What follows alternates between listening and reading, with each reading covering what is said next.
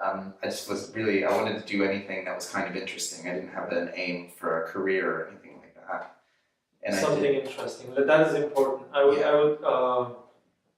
What is interesting? Like, what is that feeling? How do you know if something is interesting or not? Well, for me, my master's degree was a reflection of what I was already interested in. Yeah. So I think I don't remember if I said it, but I've always been like a seeker. I've always kept diaries. I've always been very curious about what my experiences is, and writing them down. Yeah. And so I went to study philosophy because that would kind of formalize my query. Yeah. Like, what's it all about? Yeah. Okay, well, I'll do philosophy, and then that will tell me what it's all about. Yeah. What is life, where it comes from? What most people fear is that they initially they look for a steady job. A lot of people are somehow stuck in their corporate jobs and safety net where they don't want to. They're already so comfortable that they don't want to quit. Yeah.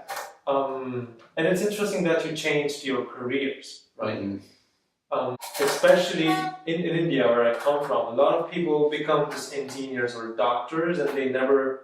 And while they're studying their stuff in college, when they're 19, 20, that's when they realize this is not interesting. This is not interesting at all, and they either go for an MBA or they go for higher education, which is almost similar thing that if you don't like anything, just go for an MBA, get a business job. It's kind of.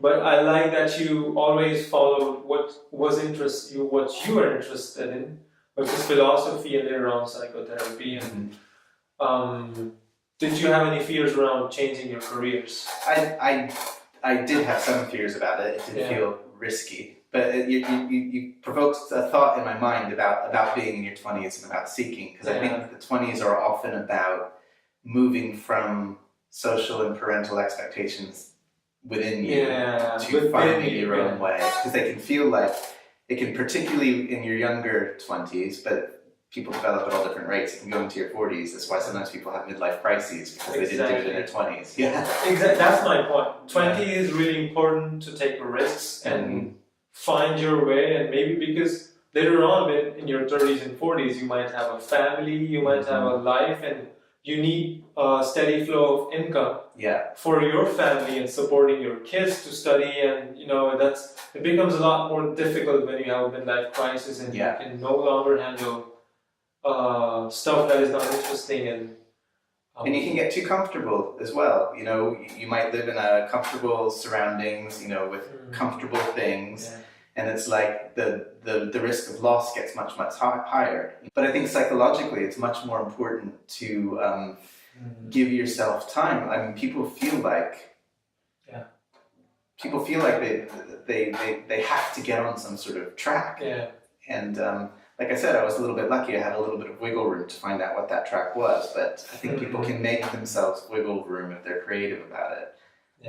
I had an epiphany. I went and did my master's degree, and it was interesting, but I didn't want to become an academic. I did in the end, but at the time I didn't want to become one.